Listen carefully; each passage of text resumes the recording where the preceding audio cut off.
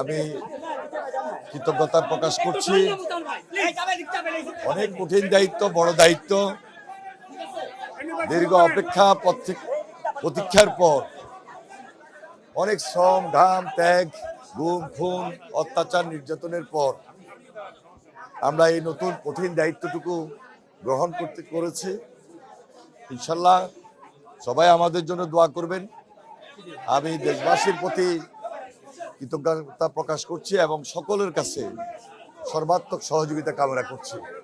ইনশাল্লাহ আমরা আমাদের দায়িত্ব থেকে জনাব তারেক রহমানের নেতৃত্বে আল্লাহর হুকুম আমরা যেন সুন্দরভাবে সকল দায়িত্ব সুন্দরভাবে পরিচালনা করতে পারি এবং সবার ঊর্ধ্বে উঠে দলমত নির্বিশেষে সকলের সহযোগিতায় সুন্দরভাবে যেন সব দায়িত্বটুকু পরিচালনা করতে পারি। দোয়া করবেন সবাই, ইনশাল্লাহ দোয়া করবেন।